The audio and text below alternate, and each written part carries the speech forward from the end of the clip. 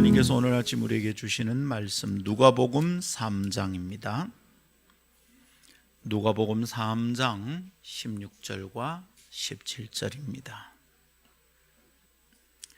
누가복음 3장 16절 읽습니다. 요한이 모든 사람에게 대답하여 이르되 나는 물로 너희에게 세례를 베풀거니와 나보다 능력이 많으신 이가 오시나니 나는 그의 신발끈을 풀기도 감당하지 못하겠노라. 그는 성령과 불로 너희에게 세례를 베푸실 것이요 손에 키를 들고 자기의 타작마당을 정하게 하사 알곡은 모아 곳간에 들이고 쭉정이는 꺼지지 않는 불에 태우시리라. 아멘. 이것은 하나님의 말씀입니다. 하나님의 말씀은 능치 못함이 없습니다. 할렐루야. 현대 사회를 설명하는 여러 가지 표현들이 있습니다만은 오늘은 포장과 관련하여 살펴보고 싶습니다. 현대 사회는 포장에 능숙하고 겉으로 꾸미는 것으로 승부를 내려는 경향이 짙습니다. 주변을 조금만 살피고 생각해 보면 온 세상이 그런 경향성으로 가득 차 있다는 것을 알 수 있습니다. 예를 들자면 선물 포장지와 그 포장 안에 있는 내용의 차이 같은 것이죠. 여러분 이런 경험 있으시죠?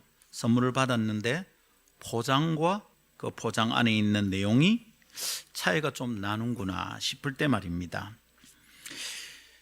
선물을 받으면 그 선물을 감싼 포장이 대체로 참 화려하구나, 참 멋있구나 이런 것을 느끼게 됩니다.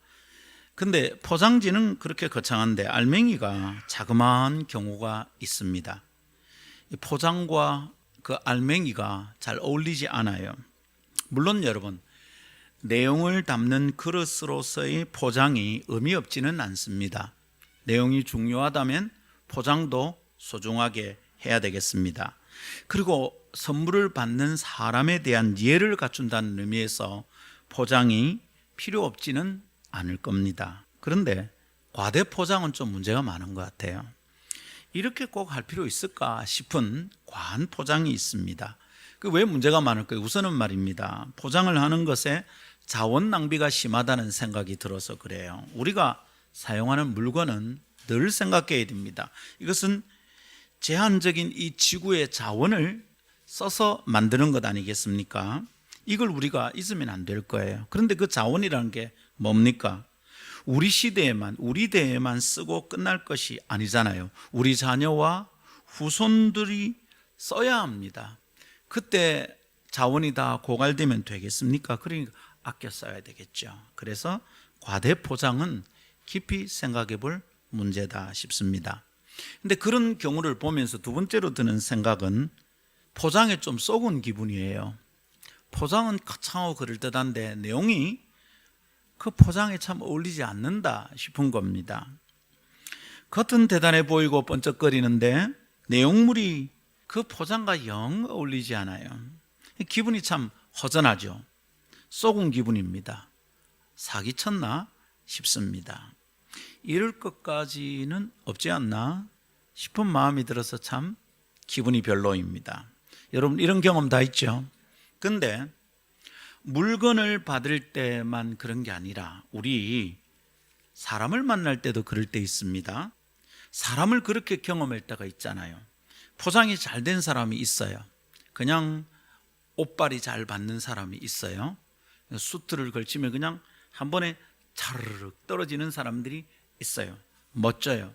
김상문 목사 같은 경우는 수트를 입으면 한 번에 촥 떨어지지 않죠. 중간에 여기쯤에서 걸리는 곳이 있어요. 근데 그렇게 수트빨이 받는 사람들, 수트빨 뭐 이런 표현 써서 죄송합니다. 그런 사람 있잖아요. 포장이 잘 됐어요. 그 사람의 학벌도 그렇고 뭐 그 사람의 배경도 그렇고 말도 멋있고 포장이 잘 된 사람이 있잖아요. 우리 교회는 뭐 짜더라 그런 사람은 없습니다. 그래서 우리는 진짜로 해야 되겠습니다. 자, 그런데 포장은 잘 됐는데 조금만 대화를 해보면 실상이 드러납니다. 이 사람 멋있게 말을 하고 하는데 속이 텅 비었네. 그런 경우가 있어요. 실상은 껍데기뿐이었구나 싶은 경우를 종종 만납니다. 속은 기분이죠. 아주 불쾌합니다. 겉을 꾸민 쭉정이 인격이나 실력으로는 실제 상황을 감당해낼 수가 없다고 그랬습니다. 감당해낼 수 있는 게 아무것도 없어요. 그런 의미에서 본인이 먼저 참 불쌍하겠습니다. 그리고 그 사람 주변에 있는 사람들이 참 불행하겠다 싶습니다. 그러나 여러분, 그럼에도 불구하고 사람들은 포장을 따라 움직이고 겉모양에 따라 쏠립니다. 이리저리 왔다 갔다 합니다. 그것이 현대사회의 어두운 속성입니다. 자, 그런데 여러분, 이럴 때마다 이런 얘기하고 끝나면 안 됩니다. 항상 주님은 어떨까? 성경은 뭐라고 그럴까를 생각해 봐야 되겠습니다. 자, 겉모양을 꾸민 물건 혹은 그런 사람, 주님의 눈에 어떻게 보일까요? 주님도 포장에 쏘구실까요? 우리 그렇지 않다는 걸 압니다. 아는데도 우리는 겉을 꾸미고 살아요. 그래 문제죠. 중심을 보시는 주님의 눈에 포장의 화려함이 의미가 있을까 생각해 보면 답이 그리 어렵지 않습니다. 자, 포장은 어떤 데 쓰입니까? 포장은 사람의 눈을 속이는 용도로 쓰는 겁니다. 그렇지만 중심을 꿰뚫어 보시는 주님 앞에서 그 눈을 속이는 포장이 무슨 의미가 있을까요? 사람의 눈을 속이듯이 주님께 우리가 행할 수는 없겠습니다. 아멘입니까? 그래서 우리는 다시 한번 껍데기의 그럴듯함으로 승부를 보고자 하는 이 시대의 흐름을 단호히 배격하고 진짜 영적 실력으로 살아내야 되겠습니다. 오늘도 이 말씀을 들으면서 또 결단해야 되겠어요. 그래, 껍데기로는 안 되겠다. 진짜 실력으로 승부를 내자. 이런 결심이 우리 속에 시작되기를 바랍니다. 특별히 이제 이런 생각을 하게 된 것은 코로나 때문이다. 그렇게 이미 나누었습니다. 코로나는 그간의 신앙의 포장이 아니라 종교적인 껍데기가 아니라 내면의 실력을 요구하는 하나님의 신호인 듯합니다.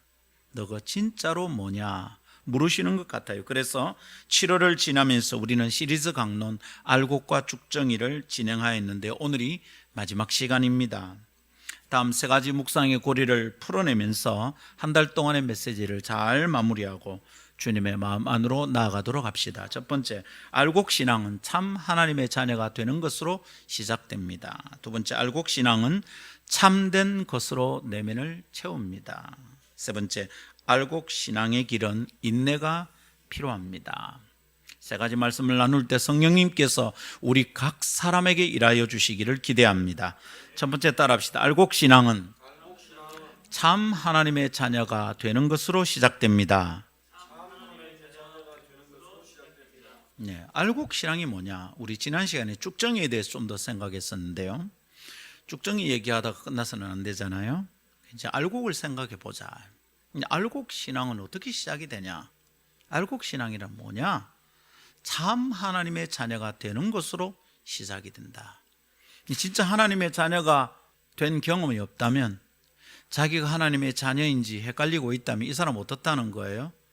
그 사람은 겉만 꾸미고 있는 쭉정이로 살아가고 있는 중이라는 뜻이죠. 알곡신앙은 참 하나님의 자녀가 되는 것으로 시작이 됩니다. 자, 이런 얘기를 어떻게 이렇게 얘기할 수 있습니까? 오늘 우리가 읽은 본문을 다시 관찰하고 묵상해 봐야 되겠죠. 오늘 한 얘기, 우리가 읽은 본문은 누가 한 얘기입니까? 세례자 요한이 한 얘기입니다. 세례자 요한은 예수님께서 오시면 알곡과 쭉정이를 구별해서 가려내신다 그랬습니다. 그러면서 예수님의 타작마당을 정결하게 하실 것이다 그랬어요. 그죠? 가려내시는 방법이 뭐라 했습니까? 키질이라고 그랬습니다. 그러면 가벼운 것들은 바람에 다 날아가 버리고 말 겁니다. 이것은 유대인들을 향한 경고의 메시지였습니다. 그죠? 이것을 1차로 들어야 될 사람은 우리가 아니라 1차 독자는 유대인들이죠. 자, 유대인들은 어떻습니까? 선민의식에 젖어 있던 사람들이죠. 그런 유대인들에게 세례 요한이 한 이 메시지, 이 선언은 매우 충격적인 선언이었던 겁니다. 자, 우리는 16절, 17절을 읽었는데요. 3장 전체의 문맥이 바로 이제 한 통으로 된 문맥이죠. 그래서 앞쪽에 있는 메시지를 좀 읽어볼 필요가 있습니다. 3장 9절에 요한이 유대인들을 향하여 이렇게 말합니다. 속으로 아브라함이 우리 조상이라고 생각하지 말라, 착각하지 마라, 이 말입니다. 내가 너희에게 이르노니 참을 말하겠다.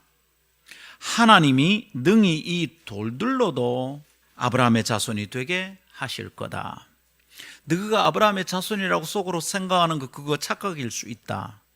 하나님이 너희가 무슨 특별해서 너희를 아브라함의 자손 삼고 아브라함을 하나님의 자녀로 삼은 게 아니잖아. 하나님은 돌멩이들을 통해서도 하나님의 백성 되게 하실 수 있다, 이런 얘기입니다. 자, 아브라함의 자손이다, 이거 무슨 얘기입니까? 하나님의 백성이란 말이죠. 여러분, 이스라엘은 하나님의 백성으로 선택받은 사람들이에요. 이 땅에 있는 민족들 가운데 하나님의 백성이라고 불리면서 선택받은 민족이 이스라엘 외에 또 어디 있습니까? 영광스러운 일입니다. 그래서 여러분, 이게 유대인들에게 아주 대단한 특권의식을 갖게 만드는, 자부심을 갖게 만드는 일일 수 있습니다. 이 민족 가운데, 이 민족들 가운데 하나님의 백성이라고 불림받은 자가 누가 있냐 말입니다. 이스라엘이여 너는 행복자로다, 이게 맞죠. 그래서 그냥 자부심 있게 살아갈 수 있겠습니다. 그런데 세례요한이 바로 그걸 건드리는 거예요. 세례요한이 그러한 유대인들의 혈통 자부심에 찬물을 끼얹는 발언을 한 겁니다. 너희 속으로 그렇게 생각하는 거 착각일 수 있다. 하나님이 너희들이 대단해서 지금 괜히 어깨 힘주는 그런 방식으로 너희를 생각하는 거 하나님 동의하지 않으신다. 돌멩이를 그렇게 만들 수도 있다니까 정신 차려라, 이렇게 얘기하는 거예요. 생각해 보십시오. 돌멩이 발에 차이고 흔해 빠진 겁니다. 특별하게 보이지 않습니다. 그 돌멩이도 하나님이 원하시면 하나님의 백성으로 만들 수 있다? 유대인들을 어떻게 취급한 겁니까? 흔해 빠진 발에 치이는 돌멩이하고 비유한 겁니다.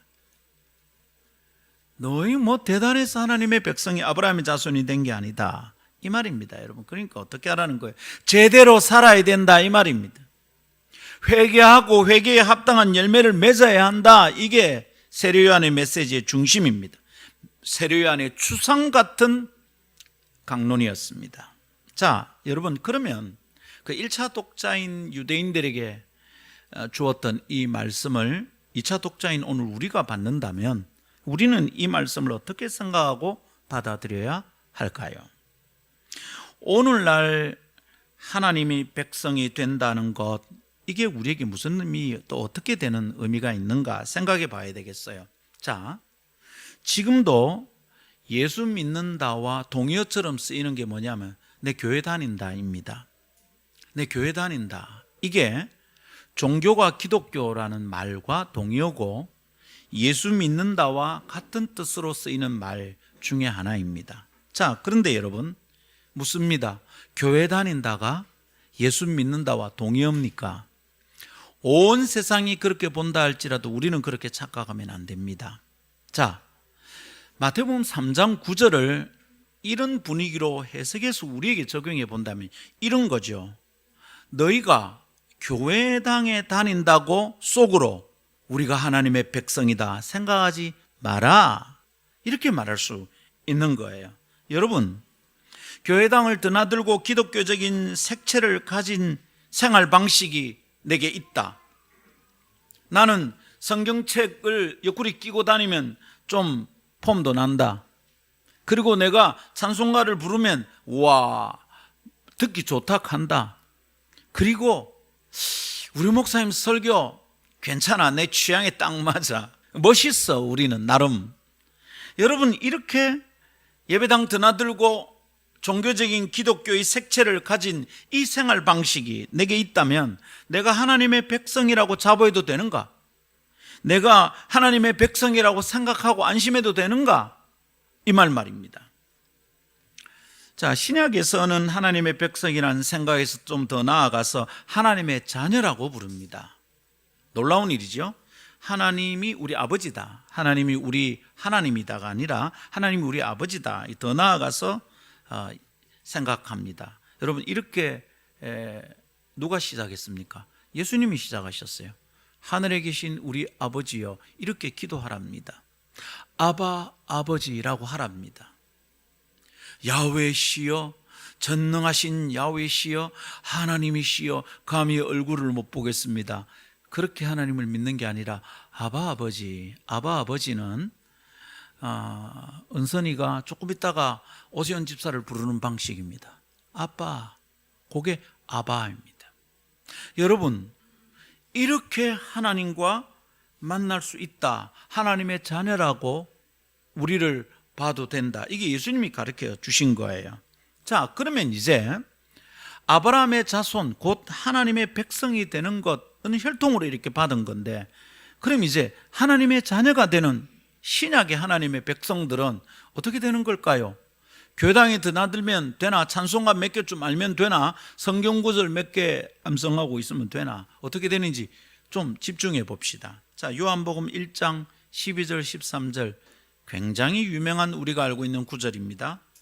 영접하는 자 곧 그 이름을 믿는 자들에게는 하나님의 자녀가 되는 권세를 주셨으니, 대체로 이제 12절까지는 우리가 잘 외웁니다. 근데 13절 중요합니다. 이는 혈통으로나 육정으로나 사람의 뜻으로 나지 아니하고 오직 하나님께로부터 난 자들이다, 이럽니다. 자, 여러분, 무슨 얘기냐면, 이는 이라는 말은 우리말 성경에 두 가지 중에 하나를 있습니다. 하나는 뭐라 그랬죠? 앞에 있는 무엇을 가르친 지시대명사이든지, 두 번째는 이유나 목적이 된다 했습니다. 자, 지금 여기 이는 뭐겠습니까? 영접하는 자 그가 하나님의 자녀가 되는 권세를 받는다, 이랬어요. 그 다음에 이는 이라고 말했습니다. 이거 뭘까요? 이유나 목적일까요? 아니면 지시대명사일까요? 잘 모를 때는 다른 번역을 슬쩍 보면 금방 알 수 있어요. 자, 영어 번역본이 밑에 있습니다. 이는 시작이 뭡니까? children, 자녀는 하나님의 자녀가 되는 권세를 주셨다 했는데, 요 이는 앞에 있는 자녀를 가리키는 말이구나. 하나님의 자녀는 어떻다고요?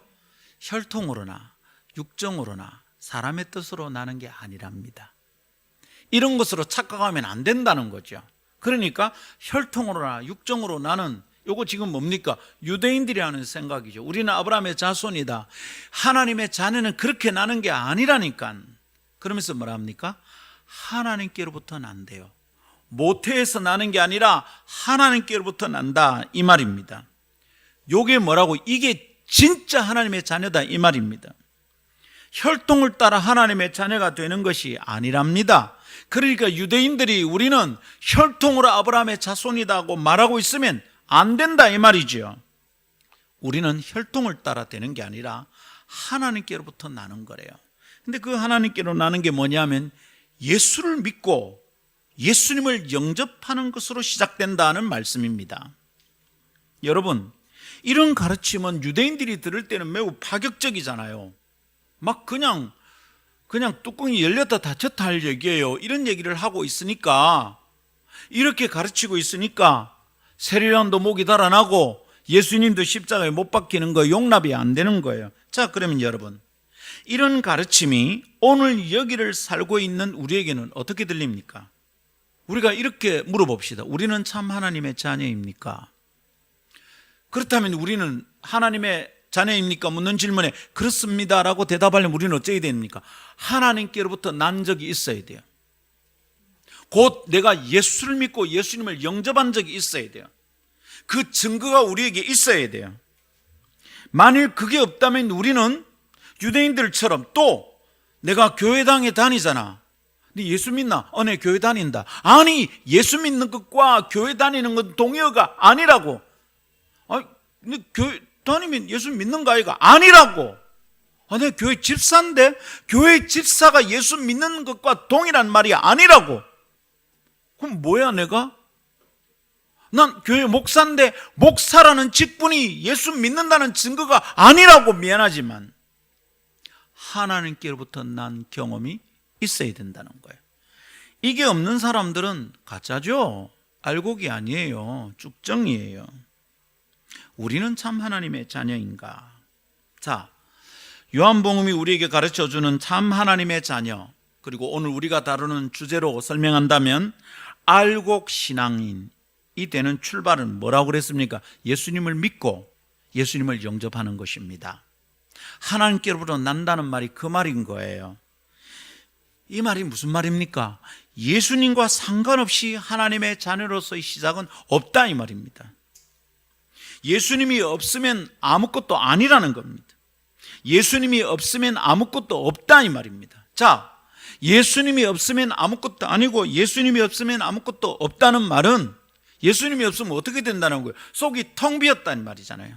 쭉정이란 말입니다. 포장은 그럴듯한데 그 안에 들은 알맹이가 포장과 어울리지 않다 이 말입니다. 텅텅 비었어요. 여러분, 예수님이 없으면 아무것도 없어요. 예수님이 없으면 아무것도 아니에요. 이것을 굳게 붙들고 나를 면밀히 조사해야 돼. 이것은 그런 것 같아 이래서는 안 돼요. 아닌 것 같아 이래서도 안 돼요. 이것은 그럴 수도 있겠다 이래서 될 일이 아니에요. 주님이 키지를 하는 순간 다 날아가 버릴 거니까, 날아간 것들은 싸그리 불지옥에 떨어질 것이니까 이 말입니다. 예수님이 없으면 아무것도 아니에요. 아무것도 없는 거예요. 그래서 여러분, 우리를 스스로 조사해 봐야 됩니다. 예수님을 만나서 예수님을 경험한 적이 없다면 그 사람은 어떤 혈통이든 어떤 겉모양을 가지고 있든 하나님의 자녀가 아닙니다. 목사 집안은 태어나도 장로 3대째, 권사 7대째 아무 상관없어요. 아무 상관없어요. 우리 할아버지가 집터를 팔아가지고 예배당을 지었어. 이 예배당이 우리 집터였어. 아무 상관없어요. 내가 예수를 만나 예수님을 영접한 경험이 있어야 돼. 그게 아니라면 내 겉모양으로는 안 돼요. 겉모양이 뭐예요? 직분. 겉모양이 뭡니까? 11조 내는 분량. 그런 것으로 안 돼요. 미안하지만 여러분, 이걸 본인이 제일 잘 알아요. 자기가 진짜인지 아닌지 알아요. 가짜에게서는 진짜가 안 나오거든요. 그러니까 내가 말은 그럴듯한데 삶이 따르지 않는다 싶으면 자기가 알아요. 아하, 내가 이거 알짜배기가 아닐 수 있겠다. 여러분, 본인도 그걸 아니까 어떻게 해요? 비슷한 것으로 자꾸 꾸미게 돼요. 흉내라도 내야 되겠다 싶은 거예요. 진짜가 없잖아요. 내게 진짜가 없는데, 참은 시작도 못 했는데 세월이 흐르니까 자꾸 직분이 주어져요. 교회 안에서 그냥 사람들이 자꾸 알아줘요. 믿음이 좋다고 자꾸 말을 해줘요. 엄마, 이거 큰일 났네. 교회 안에서 자리가 생겨요. 할 일이 생기고. 여러분, 그러니까 어떻게 되는 거예요? 내가 생각할 때 내가 참이 아닌 것 같은데 자꾸 교회 안에서 자리가 생기니까 어떻게 됩니까? 점점 더 꾸미게 됩니다. 장식품이 늘어납니다. 계급장이 붙고 훈장이 딸랑거리며 달려있으면 좀 마음이 편해지는 것 같습니다. 그렇지만 그렇게 겉을 꾸며서 괜찮은 것처럼 보이는 그것이 가장 위험합니다. 진짜로 그 사람 끝장날 수 있습니다. 여러분, 그것은 영적으로는 아무것도 없는 상태거든요. 예수가 아니면 아무것도 아니고요, 예수가 없으면 아무것도 없습니다. 여러분, 그건 그런 것으로 흉내내서는 될 일이 아니에요. 그거 완전히 텅 빈 깡통이에요. 자, 여러분, 빈 깡통은 어떻다고요? 소리가 요란해요. 빈 깡통은 소리가 요란해요. 소리가 요란하니까 처음에 어때요? 사람들의 주목을 받게 돼요. 괜찮게 볼 수도 있고요. 그래서 사람들의 주목을 받지만 그래서 쉽게 들키기도 해요.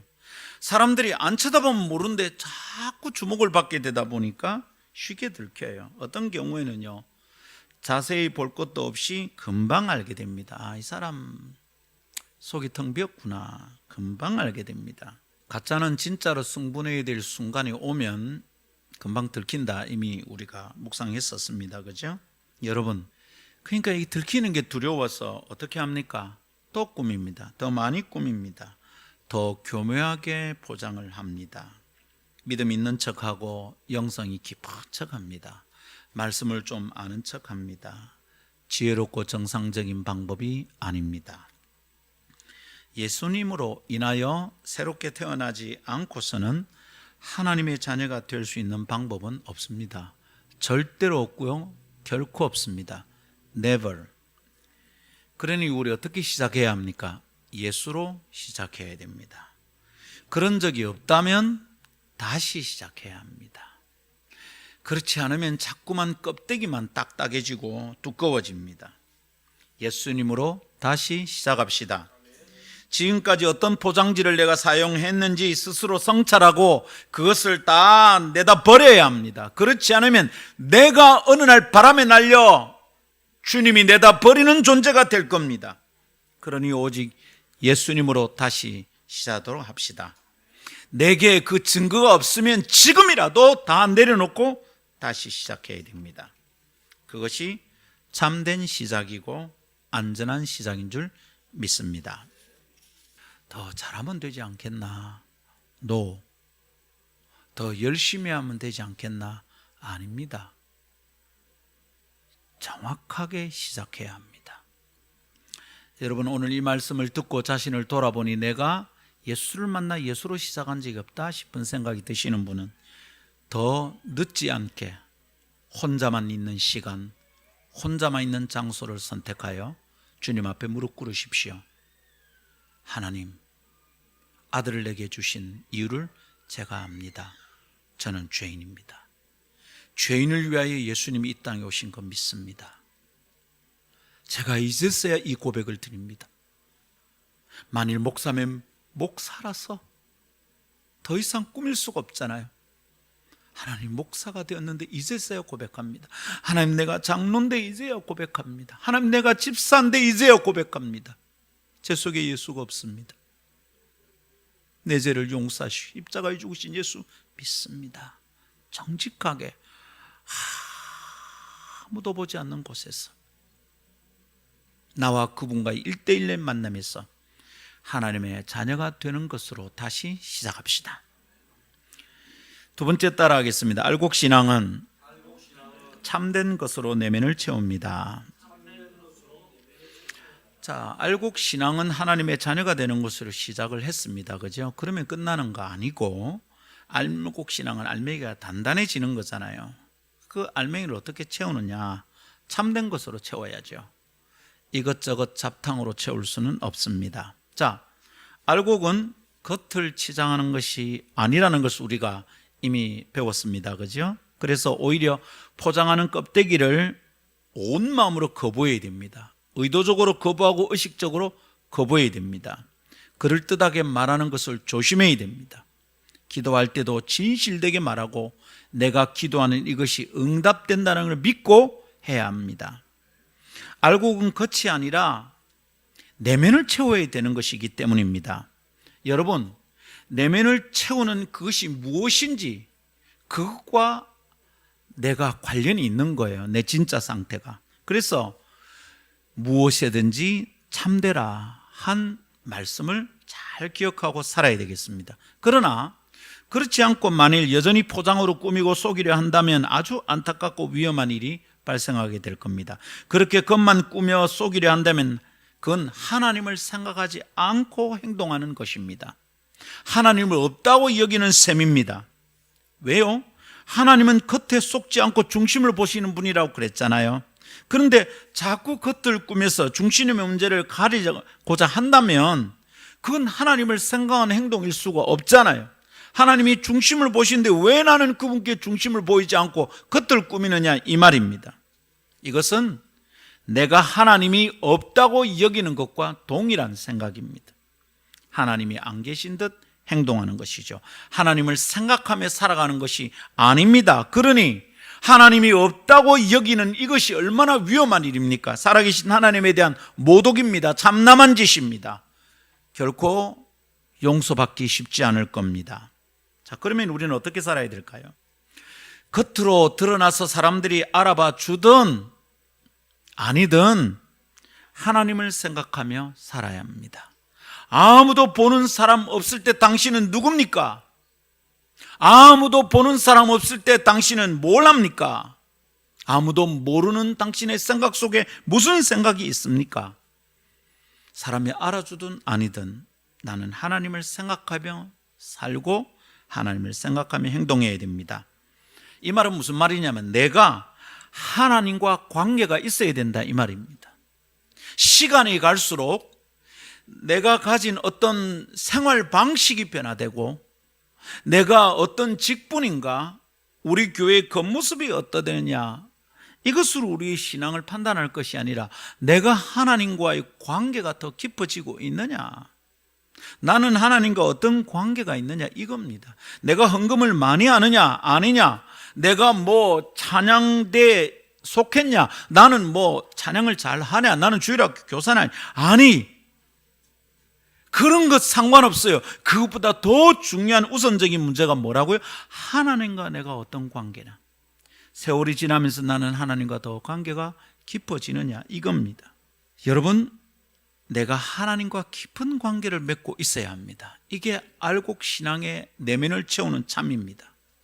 그렇지만 하나님과 별 상관없는 사람들이 있겠습니다. 교회 바깥에 그런 사람이 있다는 것은 이해가 되겠지만 교회 안에 그런 사람들이 있습니다. 여러분, 겉으로 보이는 종교적 특징은 있는데 그 속으로 하나님을 생각하는 것이 빈약하기 그지없는 사람들이 있겠습니다. 여러분, 다른 사람을 그렇게 평가하는 것은 정죄가 되지만 자기 자신은 자기를 보면 알잖아요.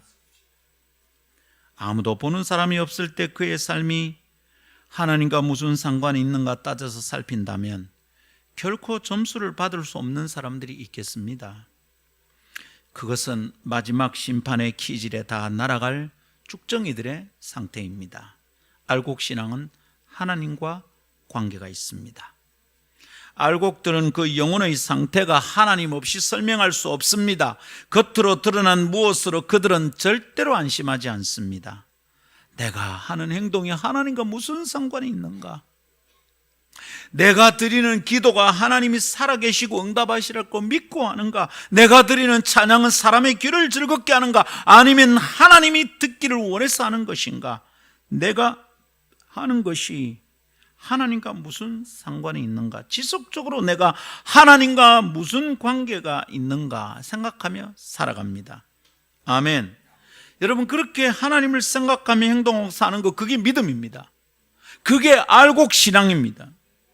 하나님을 생각하고 행동한다면 할 수 없는 일들이 있고요, 반드시 해야 할 일들이 있을 거예요. 하나님을 생각한다면 그런 말은 할 수 없을 거예요. 하나님을 생각한다면 그런 표정을 지을 수 없는 일들이 많을 겁니다. 하나님을 생각하며 살아가는 것이 믿음입니다. 자, 그러면 여러분, 그렇게 하나님을 생각하며 산다는 것, 이게 거창한 것이어야 할까요? 잘하는 것에 더 집중해야 될까요?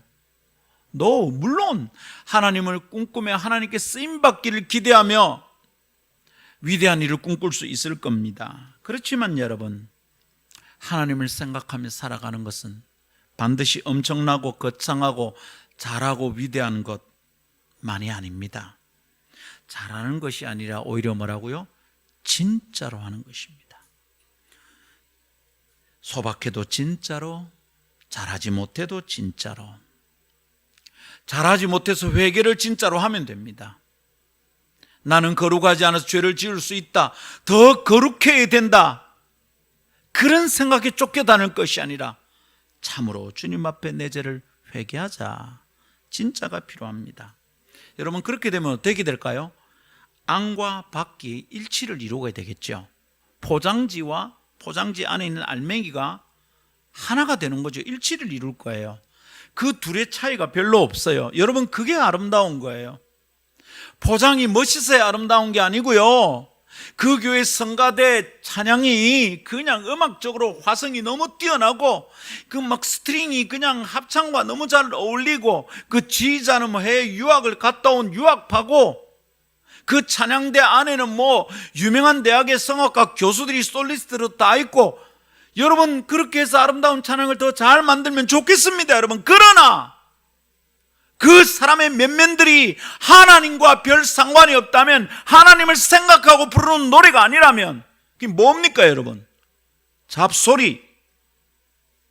진짜 아름다운 것은 하나님을 생각하며 살아가는, 그래서 그 사람의 속에 있는 것과 그 사람의 겉으로 드러나는 것이 별 차이가 없는 것. 저 사람이 그렇게 말하면 속으로 진짜로 그렇게 생각하는 거다, 이거. 알곡은 진짜로 하나님을 믿고 진짜로 하나님을 따르는 사람입니다. 그래서 그 속이 진짜로 참된 것으로 차 있는 사람이에요. 겉으로 보이는 무엇 때문에 스스로를 하나님의 자녀라고 그 사람은 생각하지 않아요. 이런 것에 대해서 예수님이 말씀하셨던 것을 우리가 다시 살펴볼 필요가 있습니다. 마가복음 3장 33절에서 35절입니다. 대답하시되 누가 내 어머니며 동생들이냐 하시고 둘러 앉은 자들을 보시며 이르시되 내 어머니와 내 동생들을 보라. 누구든지 하나님의 뜻대로 행하는 자가 내 형제요 자매요 어머니니라.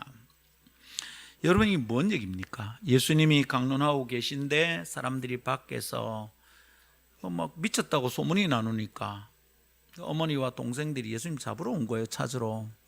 밖에 당신의 어머니와 형제들이 있습니다. 그때 주님이 하신 말씀이에요. 누가 내 형제냐? 누가 내 어머니냐? 자, 누가 예수님의 형제고 가족이 될 수 있습니까? 하나님의 뜻대로 행하는 자. 여기 진짜다 이 말입니다. 혈통으로나 육청으로나 하나님의 자녀가 되는 게 아니다 이 말입니다. 겉으로 보이는 무엇으로 하나님의 가족이 되는 게 아니다 이 말입니다. 어떻게 하면 진짜 하나님의 자녀가 되고 어떻게 되면 하나님의 진짜 가족이 되냐? 뭐라고요? 하나님의 뜻대로 행하는 자입니다. 하나님의 뜻을 생각하며 살아가는 사람입니다. 하나님의 마음이 무엇인지 이해하는 사람입니다. 하나님의 마음을 이해하고는 그 하나님의 마음을 따라 살아가는 거예요. 내 마음에는 안 맞아. 자존심 때문에 못 하겠어. 근데 하나님의 마음이 그런 줄 알면 순종하는 거예요. 용서해 보는 거예요. 사과를 하는 거예요. 잘못했다고 말을 하는 거예요. 하나님의 뜻대로 사는 그 사람이 진짜 하나님의 가족입니다. 할렐루야. 교회 안에 제일 중요한 게 하나님의 뜻이잖아요, 그죠? 그래서 무슨 얘기를 할 때 하나님의 뜻대로 되길 원합니다. 하나님 뜻이 무엇인지 우리 기도합시다. 그럽니다. 근데 질문, 진짜로 하나님의 뜻대로 되기를 원해서 하는 말입니까? 가끔 하나님의 뜻대로 하자라는 말이 교회 안에서 교묘한 뜻으로 쓰일 때가 많습니다. 그걸 알게 돼요. 자, 우선 목사님 우리 교회 이래 하면 좋겠습니다. 예, 하나님의 뜻을 한번 구해 봅시다. 이 말은 거절의 의미가 될 수 있습니다. 내가 안 하고 싶어, 이런 말이 될 수 있어요. 또 여러분, 하나님의 뜻대로 합시다는 또 어떤 의미가 있습니까? 그렇게 하지 말고 하나님의 뜻대로 합시다. 어떤 뜻입니까? 내 뜻대로 하고 싶다는 뜻입니다. 하나님의 뜻대로 하자는 게 교회 안에서 참이 되는가? 그게 진짠가? 하나님의 뜻이 교회 안에 얼마나 많습니까? 하나님의 뜻에 대한 얘기가 교회 안에 얼마나 많냐고. 그걸 모르는 사람이 아무도 없어요. 근데 진짜 하나님의 뜻을 따르고 있냐고? 아니야. 그럼 뭐죠? 우리 모두? 껍데기, 쭉정이. 알곡은 참된 것으로 채워져야 돼요. 알곡은 무엇으로 채워져야 되는 거예요? 하나님의 뜻으로. 하나님의 자녀가 되어서 예수를 만나서 그렇게 시작하면 이제 어떻게 살아야 되는 거예요? 그 사람은 한번 하나님의 자녀가 된 것으로 끝나는 게 아니라 하나님의 뜻대로 사는 하나님의 가족이 되어야 되겠어요. 하나님을 생각하며 살아야 돼요. 하나님의 뜻을 생각하며 선택하고 결정해야 돼요. 하나님의 뜻 때문에 참을 수 있어요. 하나님의 뜻 때문에 마음에 안 맞는데 할 수 있어요. 여러분, 어떤 얘기를 딱 듣고 어떤 소식을 딱 들으면 이거 내가 해야 되는가 보다, 이런 생각이 들 때가 있습니다.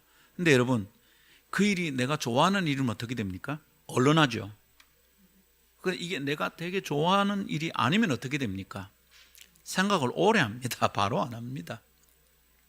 오래 하다가 정말 주님이 하라고 그러시는가 보다. 그럼 어떻게 합니까?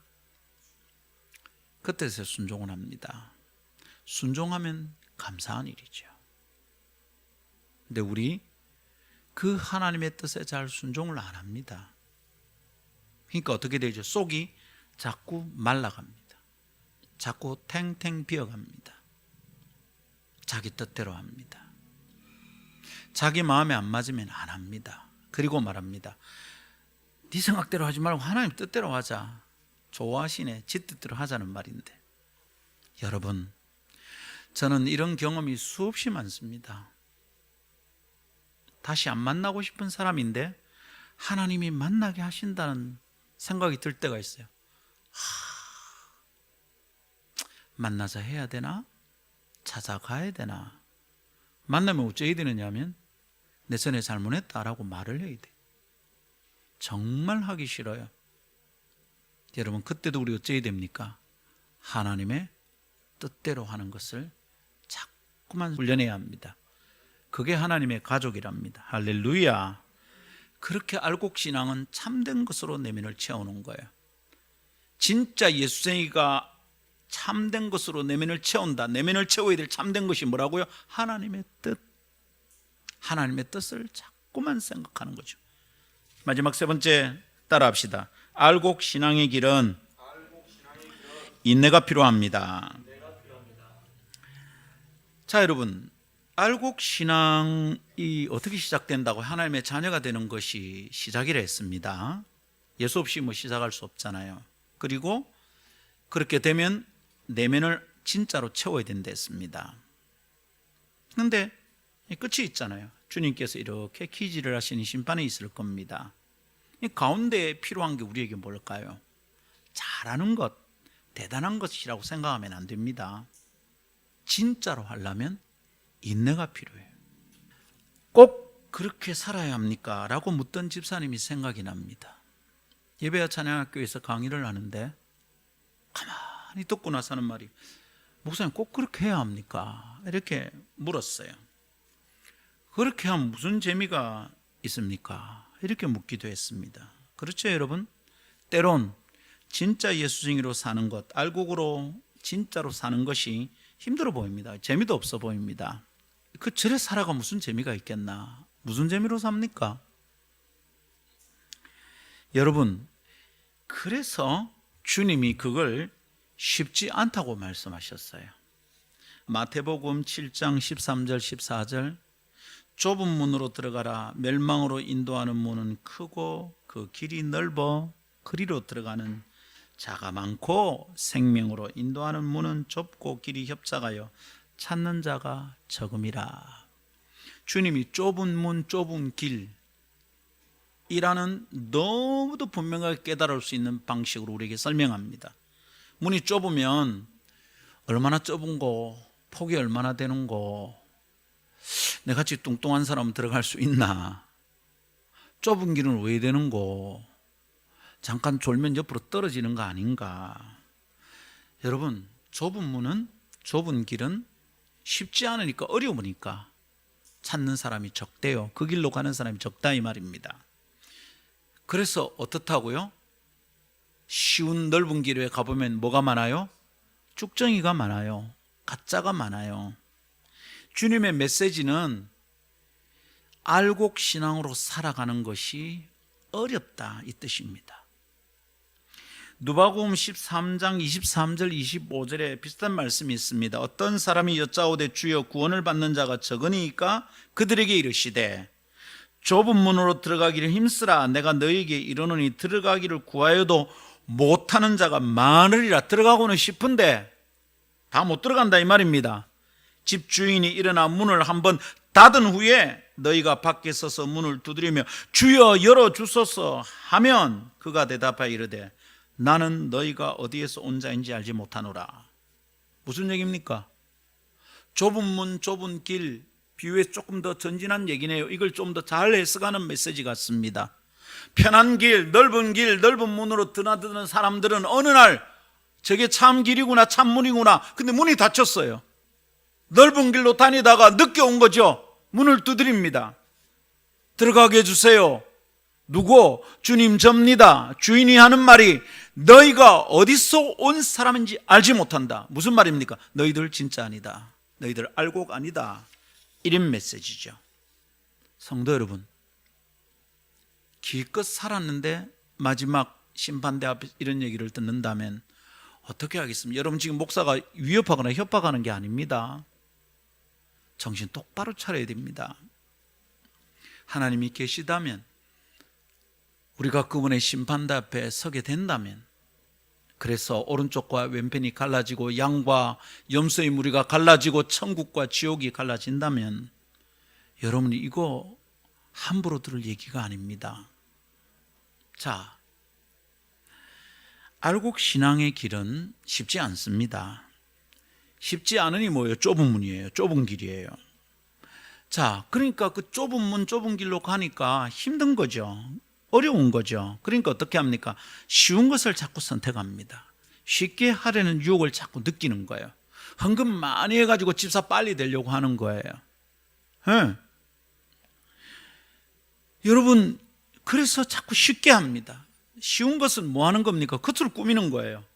속과 상관없이 돈으로 해결하는 거죠. 내가 이미 가지고 있는 포장지로 자기를 포장하는 거죠. 근데 생각해 봅니다. 겉을 꾸미는 것이 정말 쉽습니까? 겉을 꾸미는 것은 없는 것을 만들어야 되는 거예요. 겉을 포장해서 계속 자신을 다른 사람으로 보이게 하는 그게 정말 쉬운 일인가?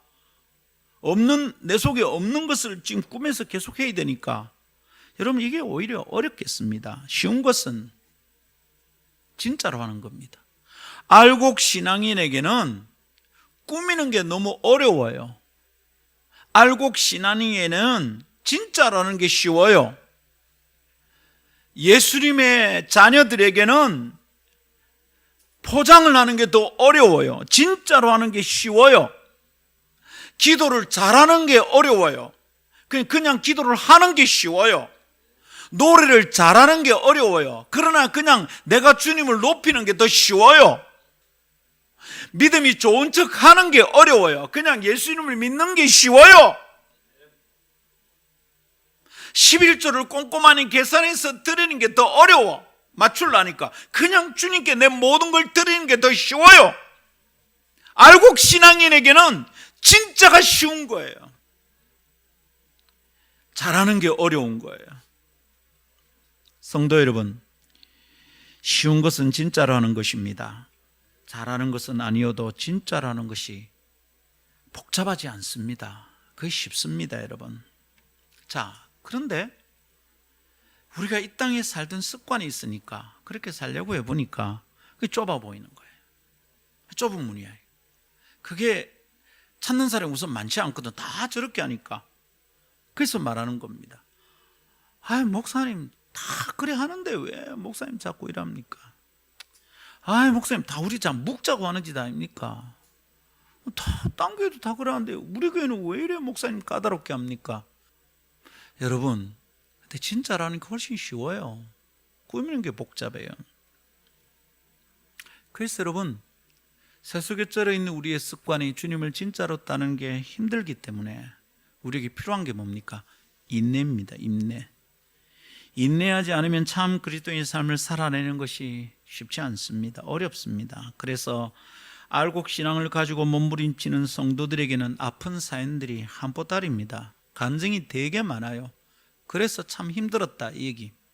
근데 힘들었다 얘기로 끝나면 안 돼요. 그 속에서 내가 어떻게 알곡 신앙을 다듬고 그렇게 인내하는 동안에 하나님이 어떤 은혜를 주셨는지 이거 얘기 안 하면 힘든 게 무슨 의미가 있습니까? 내가 힘든 거잖아. 그거 또 내가 한 거야. 내 힘든 그 상황에서 예수님이 어떻게 해주셨냐를 얘기해야지. 안 쉬워요. 우리가 가는 길이 이게 쉬울 수가 없어요. 그러니까 아픈 사연이 많아요. 쉽게 살고 빛깔 나게 살고 싶은 마음이 하루에도 몇천 번씩 듭니다. 그러나 주님을 생각하면 그분을 따르는 길을 온전히 걷고 싶은 열망이 또 일어나는 거예요. 그래서 참는 거예요. 그래서 인내하는 거예요. 그래서 투덜거리지 않는 거예요. 그래서 힘들다고 말하고 끝나질 않는 거예요. 참, 그래서 내가 주님 만났다.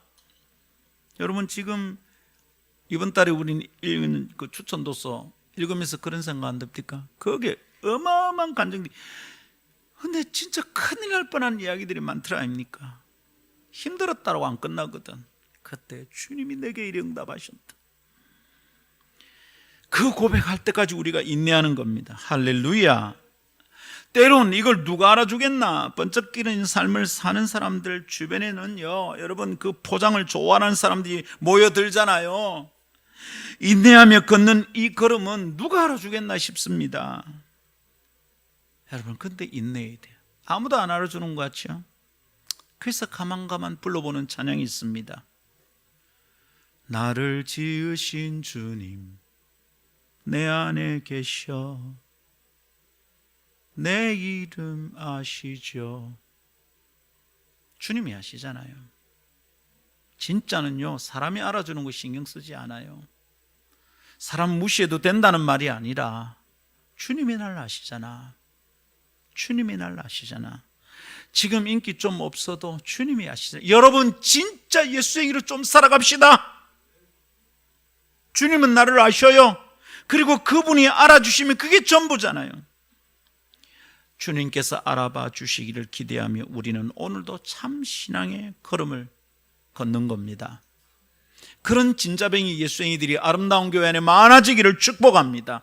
어중이 떠중이 쭉적이는 이 코로나 바람에 딴 나라가 떠나버리고 예수를 참으로 섬기는 자들, 예수 때문에 참 생명을 얻은 자들, 하나님의 뜻대로 살고 싶은 자들, 그들이 좁은 문이라도 들어가고 좁은 길이라도 걷고자 여기에 모이고 함께 기대어서 걸어가고 격려하며 살아가는 교회가 되기를 축복합니다. 말씀 믿습니다. 알곡신앙은 어때요? 그 시작이 진짜여야 돼요. 시작이 진짜라면 어떻게 해야 돼요? 하나님의 자녀로 태어나는 것이 있어야 돼요. 혈통으로나 육종으로 태어나는 게 아니라 하나님께로부터 나눈 거예요. 그거 아니면 다 시작이 가짜예요. 시작이 가짜니까 그 뒤로 전부 가짜입니다. 시작이 가짜인 자는 새로 시작해야 됩니다. 그렇게 알곡으로 태어난 진짜 신앙인들은 어떻게 살아갑니까? 내면을 참된 것으로 채우는 겁니다. 내면을 어떻게 참된 것으로 채워요? 참은 하나님의 뜻입니다. 하나님의 뜻을 매일매일 생각하며 살아갑니다. 그렇게 살아가는 것이 쉽습니까? 어렵습니다. 그래서 우리에게 뭐가 필요합니까? 인내. 끝날까지 인내하여 알곡신앙으로 빛내기를 기대합니다. 이김과 부활이 되신 우리 주 예수 그리스도의 은혜와 하나님 아버지의 놀라우신 사랑과 성령님의 교통하심이 주의 말씀을 따라 쭉정이가 바람에 날려가는 시험의 때에도 흔들리지 않고 주님을 따라 마지막 심판대 앞에 떳떳이 서리라 결심하는 알곡신앙으로 살리라 결단하는 너희 온 무리와 함께 있을지어다. 아멘.